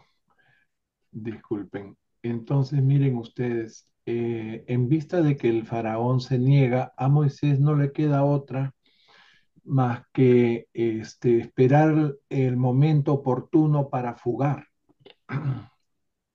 Y entonces así organiza a todos. ¿Cuántos serían? No nos dicen el número exacto de esa multitud de esclavos, ¿no? Pero yo pienso que deben haber sido varios miles, ¿ah? Varios miles. Y él con sus capataces organizan una fuga nocturna. Y el faraón, cuando se da cuenta que se habían ido, les manda a un grupo de soldados, pero no muchos, porque la mayoría estaba ocupado en esa guerra con los libios y con los griegos por el norte. Entonces, cuando los alcanzan, parece que hay un enfrentamiento en donde estos semitas, mejor organizados y comandados por Moisés, logran vencer a los egipcios y logran quitarles un botín, o sea, ellos llevaban seguramente alguna mercancía valiosa, ¿no? Que se fue incrementando, dice, a medida que ellos fueron avanzando por el desierto y fueron saqueando. No dice a qué pueblo saquearon, pero ellos se fueron, fueron llenando sus arcas, ¿no? No, para esto, dicho sea de paso, no mencionan esa arca de la alianza tampoco. Bien, y ahí termina el capítulo de la fuga. Ahora, ¿qué viene, cómo proclama Moisés a Yahvé a este pueblo que había rescatado de la esclavitud en Egipto? Le tocaría a A mí. Renato. 4. La proclamación de Yahvé. La evolución y elevación de la enseñanza mosaica han influido sobre casi toda la mitad del mundo y siguen influyendo incluso en el siglo XX. Aunque Moisés comprendía la filosofía religiosa más avanzada, los esclavos beduinos no sabían casi nada de esas enseñanzas. En cambio, nunca olvidaron por completo al Dios del monte Horeb, a quien antepasados habían llamado Yahvé. Sí, sigue con el siguiente, por favor. Moisés había oído hablar de las enseñanzas de Maquiventa, Melquisedec, tanto a su padre como a su madre. La unión insólita entre un hombre de raza cautiva y una mujer de sangre real se explica precisamente por esta creencia religiosa común. El suegro de Moisés era un kenita adorador del Elión, pero los padres del emancipador eran creyentes del Shaddai y educaron a su hijo en su misma creencia. Moisés se convirtió a la fe en el Elión por influencia de su suegro.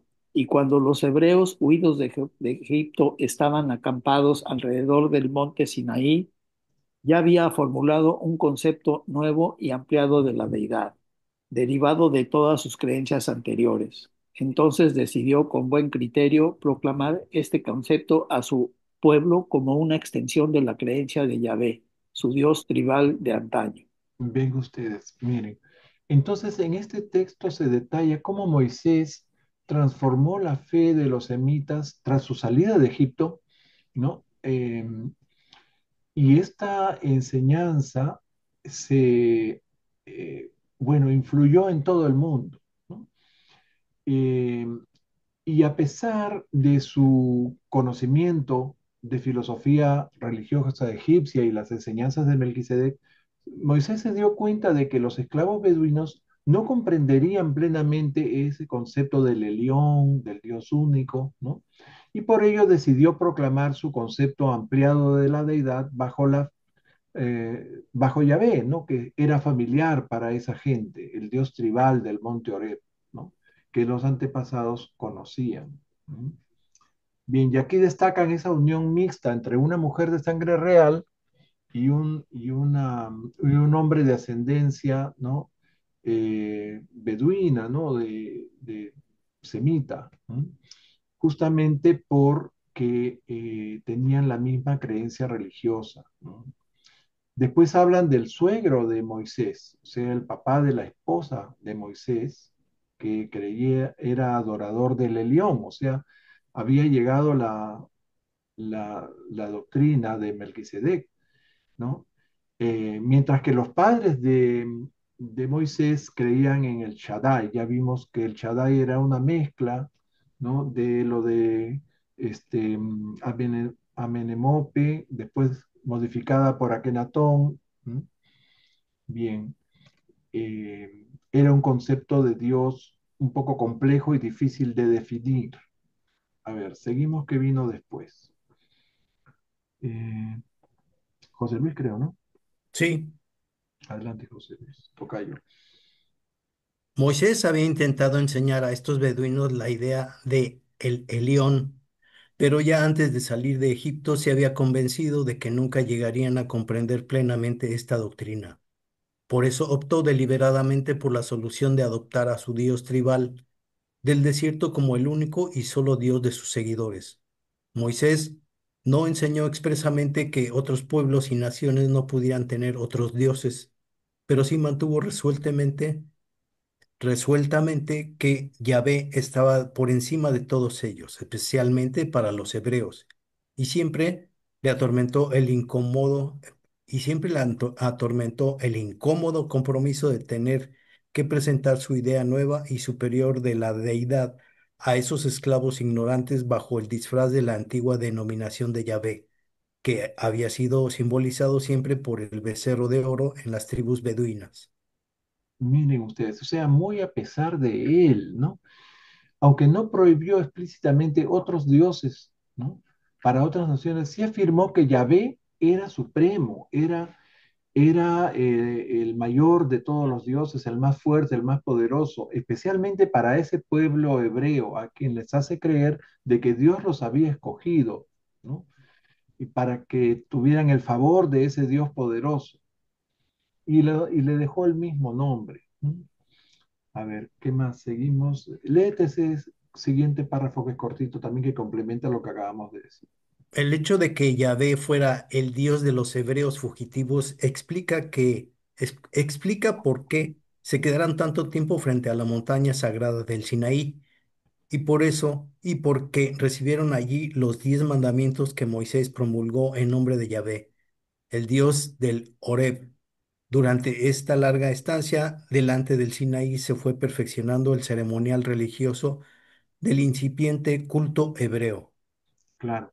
No se quedaron vagando por el desierto, se establecieron ahí y ahí Moisés empezó a formarlos en esa fe religiosa de un solo Dios, ¿no? Seguimos. Jimmer. No parece probable que Moisés hubiera conseguido establecer su culto ceremonial relativamente avanzado, ni conservar intactos a sus seguidores durante un cuarto de siglo, de no haber sido por la violenta erupción del Horeb que tuvo lugar durante la tercera semana de su estancia de adoración al pie del monte. La montaña de Yahvé se consumía en fuego y el humo subía como el humo de un horno y toda la montaña temblaba. Ah, lo que hablábamos, ¿no? Sí, pues claro, Temblaba, temblaba sobremanera. A la vista de ese cataclismo, no es de extrañar que Moisés lograra inculcar en sus hermanos la enseñanza de que su Dios era fuerte, terrible, un fuego devorador, temible y todopoderoso. claro. Acá vemos cómo de la creencia en un dios tribal o de la naturaleza se pasa a la religión del temor, ¿no? Al temor a Dios, a un Dios poderoso, terrible, que es capaz de escupir fuego, ¿no? Bien, esa es una fase de la evolución religiosa. Seguimos, Marlene. Moisés proclamó que Yahvé era el Señor Dios de Israel y que había señalado a los hebreos como su pueblo elegido. Estaba construyendo una nueva nación y nacionalizó con acierto sus enseñanzas religiosas, diciendo a sus seguidores que Yahvé era un amo duro, un Dios celoso, pero intentó al mismo tiempo ampliar su concepto de la divinidad cuando les enseñó que Yahvé era el Dios de los espíritus de toda carne. Y cuando dijo, el Dios eterno es tu refugio, y debajo de ti están sus brazos sempiternos. Moisés enseñó que Yahvé era un Dios fiel a sus alianzas. No os abandonará, ni os destruirá, ni olvidará la alianza de vuestros padres, porque el Señor os ama y no olvidará el juramento que hizo a vuestros padres. Ya. Miren, este es el párrafo de la proclamación de Yahvé. Entonces, él aprovecha esta erupción volcánica para hacerles creer a estas personas que, bueno, eran poco cultas en un Dios terrible que era capaz de eso, de ese poder de hacer temblar la tierra y que ellos debían adorar. pero como ellos eran el pueblo escogido, ¿no? Todo lo que iban a recibir de ese Dios era protección, era pues amor y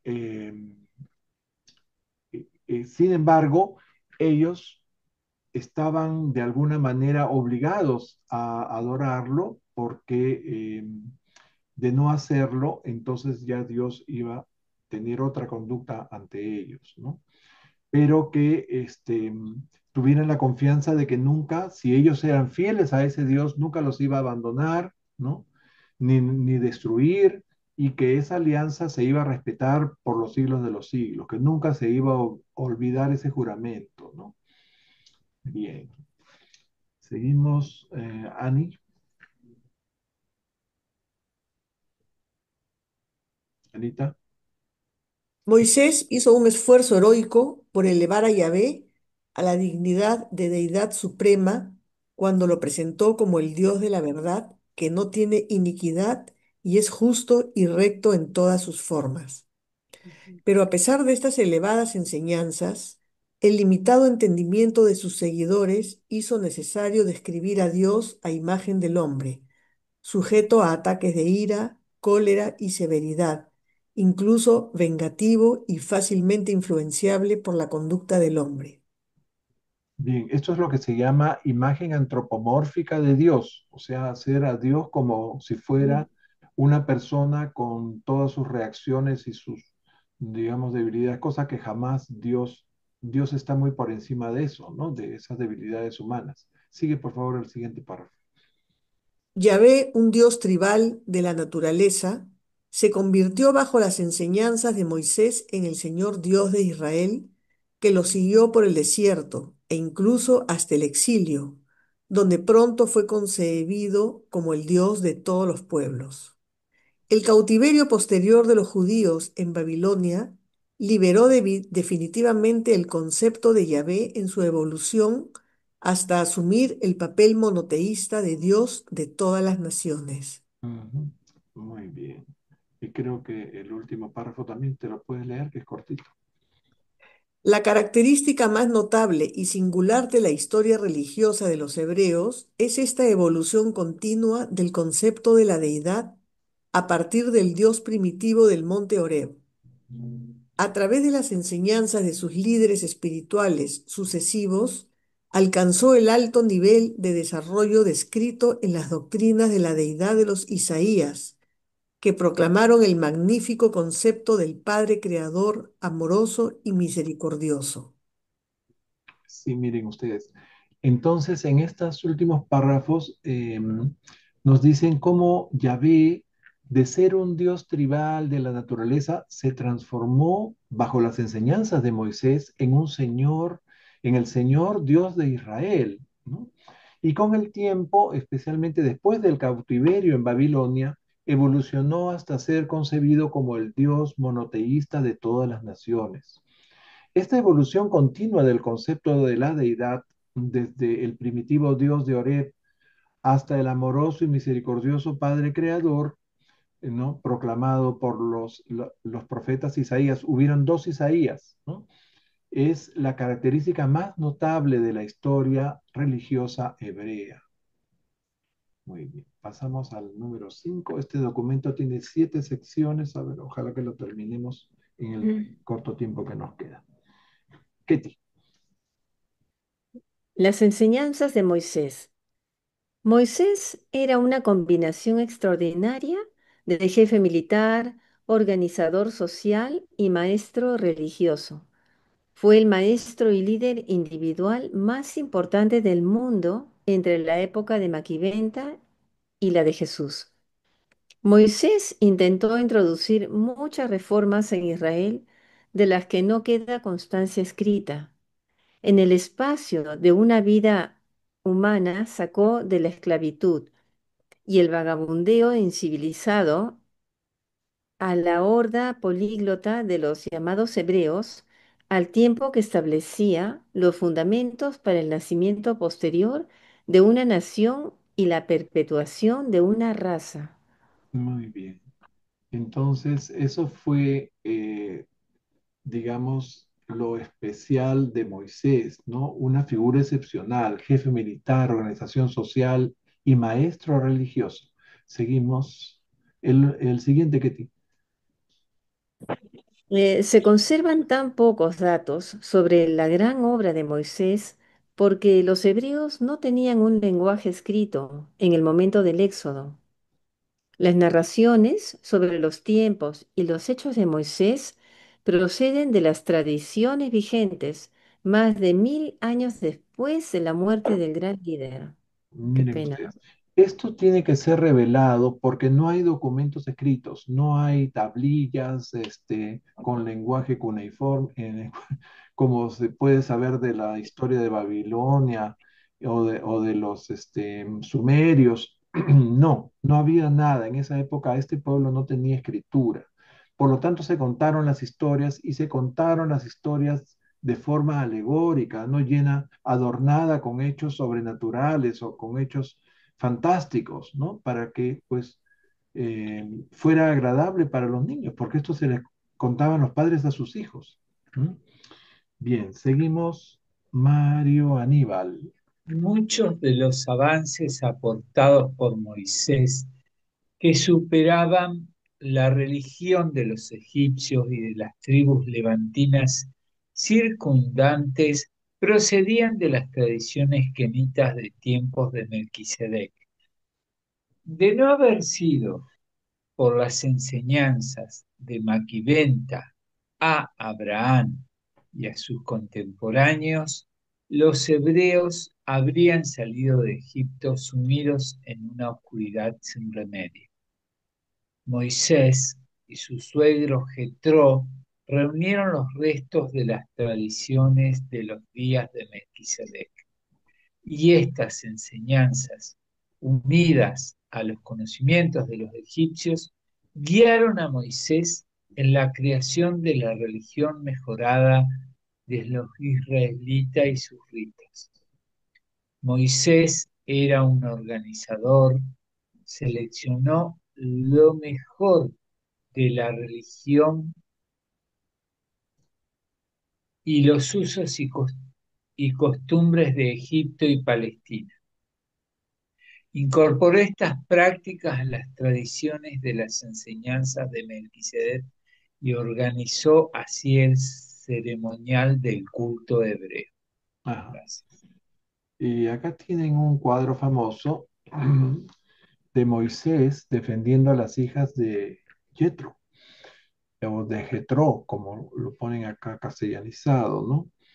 Él se casó con una hija de Jetro, creo que la hija mayor, eh, Moisés, y, y a raíz de este incidente, ¿no? Que ella estaba dando de beber a sus, estaba pastoreando sus ovejas, los lleva a beber a un pozo y vienen otros pastores y la quieren botar. Y Moisés las defiende a ella y sus hermanas. Y posteriormente, bueno, el padre le dice a la hija, ¿y quién te ayudó? ¿Quién te salvó? Entonces invítalo para que venga a comer y entonces de ahí vino el romance y después el matrimonio. Seguimos.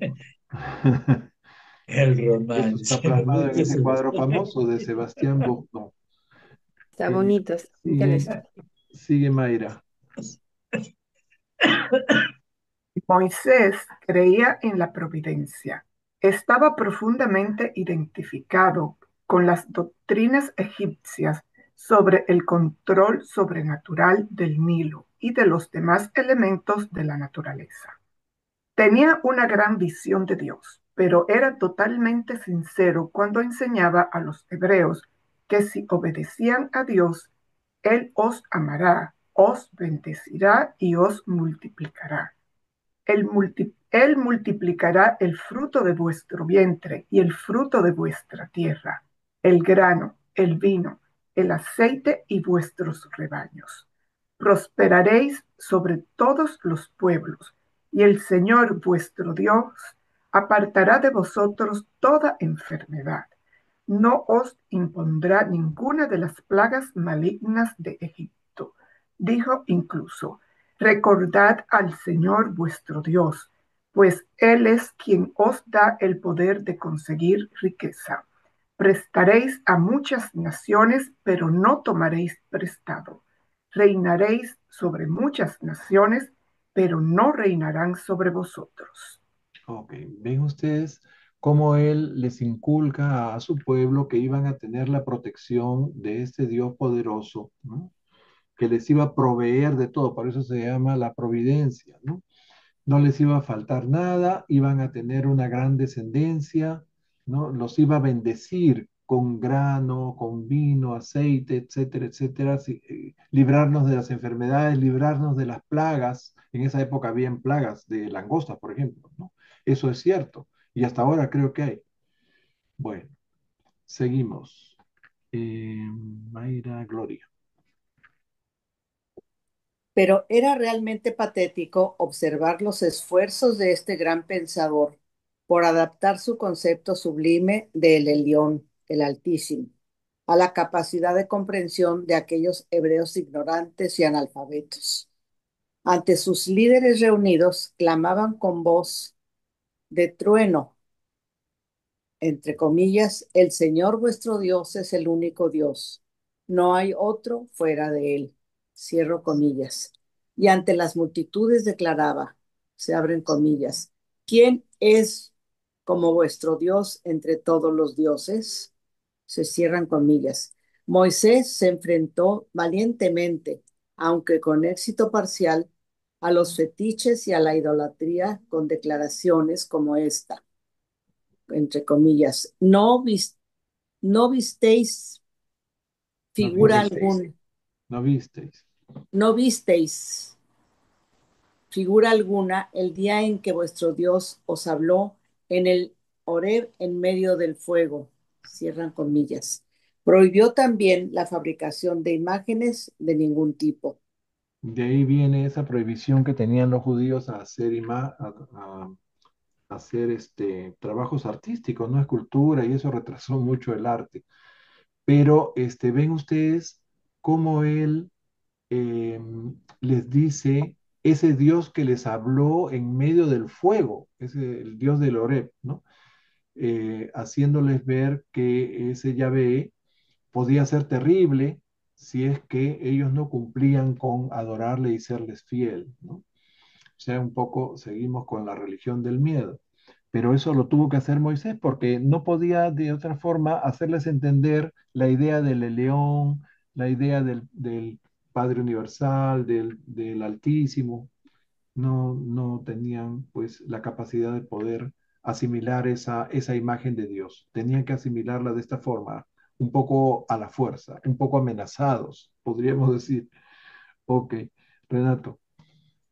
Moisés temía proclamar la misericordia de Yahvé, y prefirió inspirar en su pueblo un respeto reverencial por miedo a la justicia de Dios, diciendo, el Señor vuestro Dios es Dios de dioses y Señor de señores, un Dios grande, un Dios poderoso y terrible que no muestra parcialidad con los hombres. Por otro lado, trató de controlar los planes turbulentos cuando declaró, vuestro Dios mata cuando lo desobedecéis, cura y da vida cuando lo obedecéis. Pero Moisés enseñó a estas tribus que se convertirían en el pueblo elegido de Dios solo a condición de que guardaran todos sus mandamientos y obedecieran todas sus leyes. Como ven ustedes, de esa forma él inculcó, ¿no? El amor a Dios, un poco así, amenazándolos con que si no cumplen, entonces ya no tendrán el favor de ese Dios poderoso, sino todo lo contrario, todas las desgracias caerán sobre ustedes. Durante esos primeros tiempos, los hebreos recibieron pocas enseñanzas sobre la misericordia de Dios. Aprendieron que Dios era el Todopoderoso. El Señor es un gran guerrero, Dios de las batallas, glorioso en su poder, que hace pedazos a sus enemigos. El Señor vuestro Dios anda en medio del campamento para liberaros. Los israelitas pensaban que su Dios era alguien que los amaba, pero que también endureció el corazón del faraón y maldijo a sus enemigos. Ujú. Ven ustedes, era necesario, o sea, Moisés en su sabiduría, teniendo él una idea bastante precisa de quién era Dios. Era el Dios que tenía que presentarle a ese pueblo que se distraía en muchos otros dioses, ¿no? Y hasta que ese pueblo madura y ya con las enseñanzas de los profetas que vinieron mucho después, o sea, con el tiempo ya se convirtió en una verdadera nación monoteísta, ¿no? Seguimos. Eh, Jimmer. Aunque Moisés presentó a los hijos de Israel visiones fugaces de una deidad universal y benefactora, su concepto cotidiano de Yahvé era en conjunto solo un poco mejor que los dioses tribales de los pueblos circundantes, un concepto de Dios primitivo, rudimentario y antropomórfico. Cuando Moisés falleció, estas tribus beduinas volvieron rápidamente a las ideas semibárbaras de sus antiguos dioses del Oreb y del desierto. La visión ampliada y más sublime de Dios que Moisés presentaba cada cierto tiempo a los dirigentes se perdió de pronto de vista, mientras que la mayoría de la gente volvía a adorar a sus fetiches, los becerros de oro, el símbolo de Yahvé para los pastores palestinos. Miren ustedes, a pesar de todos sus esfuerzos, después de que él fallece, se va a perder, comienza a perder todo. Por eso tuvieron que venir muchos profetas. Léete el último párrafo también, por favor. Cuando Moisés entregó el mandato de los hebreos a Josué, ya había reunido a miles de descendientes colaterales de Abraham, Nacor, Lot y a otras tribus emparentadas, y los había transformado en una nación de pastores guerreros capaces de sustentarse y de autorregularse parcialmente. Excelente. Seguimos, sección 6. Pasamos a Marlene. El concepto de Dios tras la muerte de Moisés. En cuanto Moisés murió, su elevado concepto de Yahvé se deterioró. Josué y las autoridades de Israel siguieron conservando las tradiciones mosaicas del Dios omnisciente, caritativo y todopoderoso, pero el pueblo llano volvió rápidamente a su antigua idea del Yahvé del desierto. Esta recesión del concepto de la deidad se agravó bajo los gobiernos sucesivos de los diversos jeques tribales, los llamados jueces. Esto está en el libro de los jueces. Sigue, por favor, el siguiente párrafo. El carisma de la personalidad extraordinaria de Moisés había mantenido viva en el corazón de sus seguidores la inspiración de un concepto cada vez más amplio de Dios. Pero una vez que llegaron a las tierras fértiles de Palestina, aquellos pastores nómadas se convirtieron rápidamente en agricultores asentados y relativamente tranquilos. Esta evolución de los hábitos de vida y este cambio del punto de vista religioso exigieron una transformación más o menos completa del concepto que tenían sobre la naturaleza de su Dios, Yahvé. Durante el periodo en que Dios austero, rudimentario, exigente y atronador del desierto de Sinaí empezó a transmutarse en el concepto posterior de un Dios de amor, justicia y misericordia, los hebreos casi perdieron de vista las elevadas enseñanzas de Moisés. Estuvieron a punto de perder todo concepto de monoteísmo y dilapidar su oportunidad de convertirse en el pueblo que serviría de eslabón esencial en la evolución espiritual de Urantia, el colectivo que conservaría las enseñanzas de Melquisedec sobre un solo Dios hasta la época de la encarnación de un hijo de otorgamiento de este Padre de todos. Miren ustedes. Entonces, aquí nos dicen pues que el carisma de Moisés había mantenido viva una visión más amplia de Dios. Sin embargo, cuando ellos se asentaron en esos valles fértiles de Palestina, se transformaron de nómadas pastores a agricultores, ¿no? Los hebreos experimentaron un cambio en su estilo de vida que exigió una transformación también del concepto de Yahvé, ¿no? Bien, entonces es de ese periodo en que Dios del Sinaí, ¿no? Se comienza a transmutar en un Dios de amor, justicia y misericordia, ¿no? A ver, ¿qué más viene acá? Adelante, Anita. Josué intentó por todos los medios mantener en la mente de los hombres de las tribus el concepto de un Yahvé supremo que proclamaba: como estuve con Moisés, estaré con vosotros. No os dejaré ni os desampararé. Josué consideró necesario predicar un evangelio severo a su pueblo incrédulo, un pueblo demasiado dispuesto a creer en su vieja religión nativa y muy poco dispuesto a avanzar en la religión de la fe y la rectitud. La carga de las enseñanzas de Josué era: Yahvé es un Dios santo, es un Dios celoso, no perdonará vuestras transgresiones ni vuestros pecados. El concepto más alto de esta época describía a Yahvé como un Dios de poder, de juicio y de justicia. Ok. Entonces Josué continuó la misma estrategia de Moisés, ¿no? De seguir inculcando el temor de Dios, el temor a ese Dios todopoderoso. Y lee el último párrafo también, Anita. Pero incluso en aquellos tiempos oscuros surgía de vez en cuando un maestro solitario para proclamar el concepto mosaico de la divinidad. Vosotros, hijos de la maldad, no podéis servir al Señor, pues Él es un Dios santo. ¿Será el hombre mortal más justo que Dios? ¿Será un hombre más puro que su Hacedor? ¿Podéis buscando descubrir a Dios? ¿Podéis descubrir al Todopoderoso en su perfección? Mirad, Dios es grande y no lo conocemos.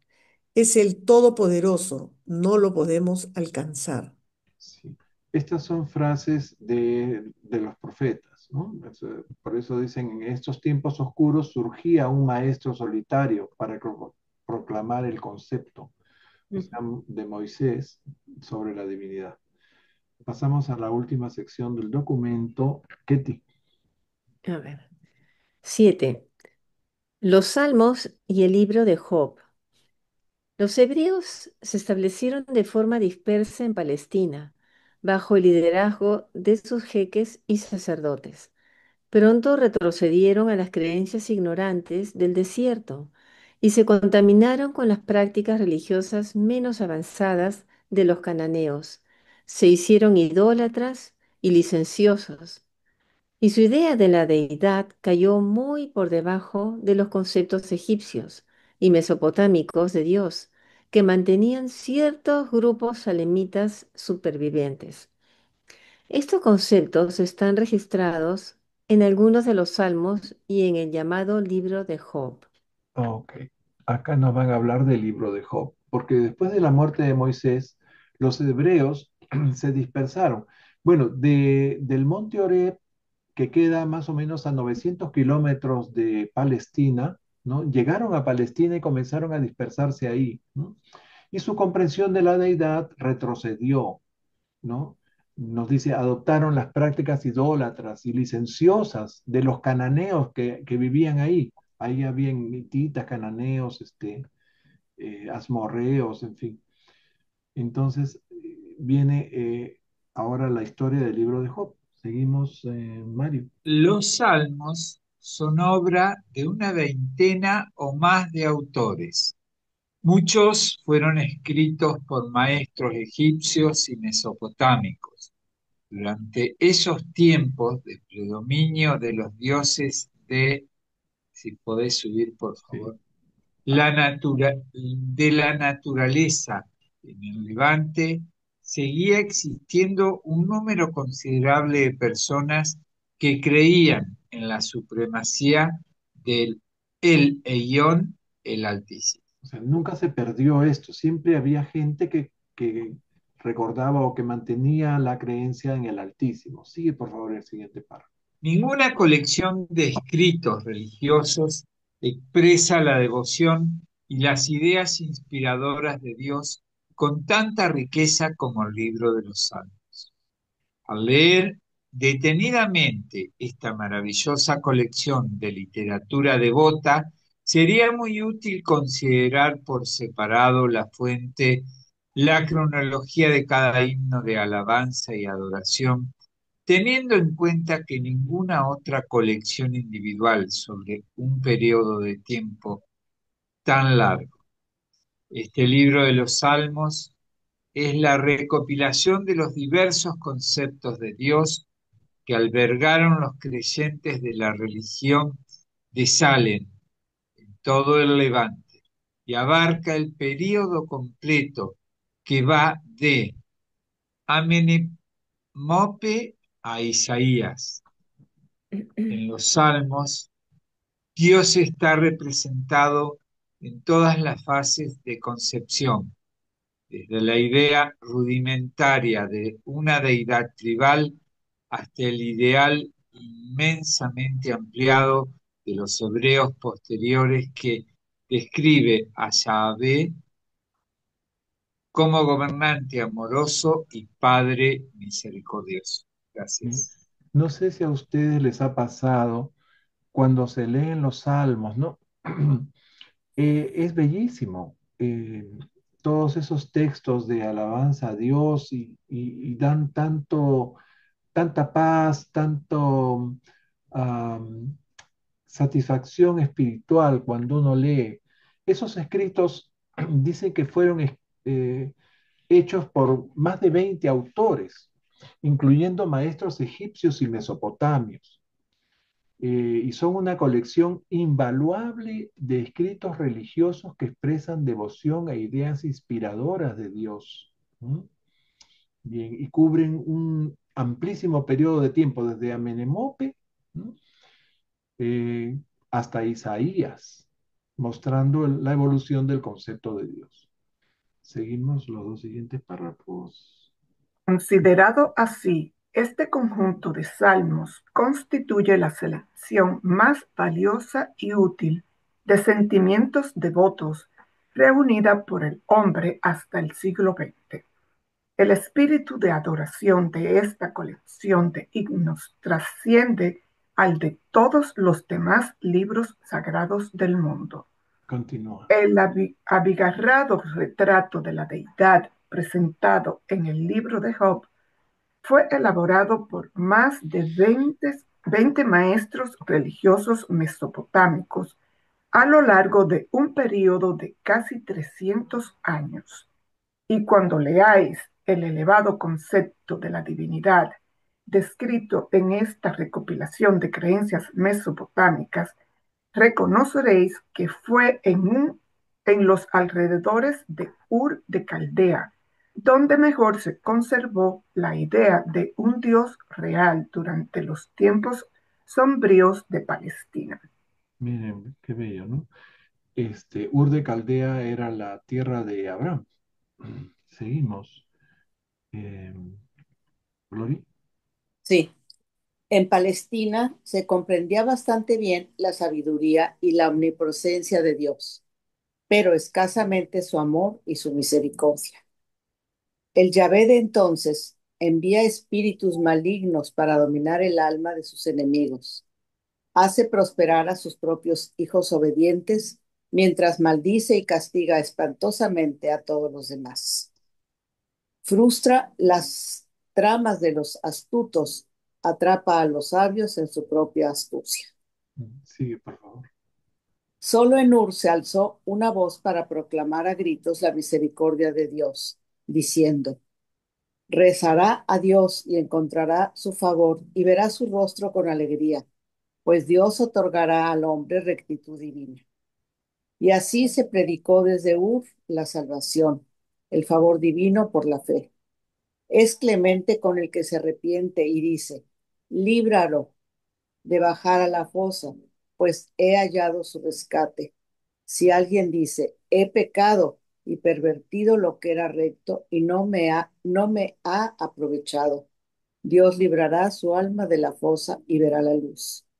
Desde los tiempos de Melquisedec, el mundo levantino no había oído un mensaje de salvación humana tan sonoro y alentador como esta extraordinaria enseñanza de Eliú, el profeta de Ur y sacerdote de los creyentes salemitas, el remanente de la antigua colonia de Melquisedec en Mesopotamia. Sí. Y creo que este es el último párrafo. Léelo, por favor. Los continuadores de los misioneros de Salem en Mesopotamia mantuvieron así la luz de la verdad durante el periodo de desorganización de los pueblos hebreos hasta la aparición del primero de una larga lista de maestros de Israel. Concepto a concepto, estos maestros fueron construyendo sin descanso hasta que consiguieron hacer realidad el ideal del Padre Universal y Creador de todos, la cima de la evolución del concepto de Yahvé, Miren, presentado por un Melquisedec de Nabadón. entonces los continuadores de los misioneros de Salem en Mesopotamia mantuvieron así la luz de la verdad durante el periodo de desorganización hebrea. Esos maestros, concepto tras concepto, trabajaron incansablemente hasta alcanzar el ideal del Padre Universal y el Creador de todos, la cima de la evolución del concepto de Yahvé. Hasta ahí llegó la evolución de Yahvé. Jimmer, por favor, nos interesa mucho tu punto de vista. Gracias. Me pregunto, ¿dónde quedó? ¿En qué momento se perdió? ¿O de qué manera sucedió aquello de que los hebreos no conciben la Trinidad? ¿Dónde quedó ese concepto? Ujú. Sí, pues No los digo los hebreos, hebreos sino los judíos ni los actuales. musulmanes, ¿no? Ni los musulmanes. Y para los cristianos, si bien hay Padre, Hijo y Espíritu Santo, es muy difícil de comprender, ¿no? Ajá. En realidad es un concepto teológico avanzado, ¿no? Entender la Trinidad. Y en el libro de Durantia se refieren a la Trinidad como la deidad y que funciona diferente, no es la suma de las tres deidades, sino es algo más corporativo, ¿no? Es algo eh, que, bueno, a todos los que leemos y releemos esos párrafos nos resulta bastante eh, difícil de comprender, ¿no? En fin, algún día lo haremos. Bueno, queridos amigos, hasta aquí llegamos hoy. Hemos completado casi las 2 horas. Gracias a ustedes por su paciencia y Gracias, Pepe. Muchas gracias a Muchas ti. gracias. la sesión. Hermoso el Adiós, estudio. adiós. Y nos Buenas, Muchas gracias. vemos, Dios mediante, la próxima semana con el siguiente documento. Ok. buenas Adiós. Bendecido todos. fin de Ok. semana. Chao, Hasta chao. luego. Bendiciones.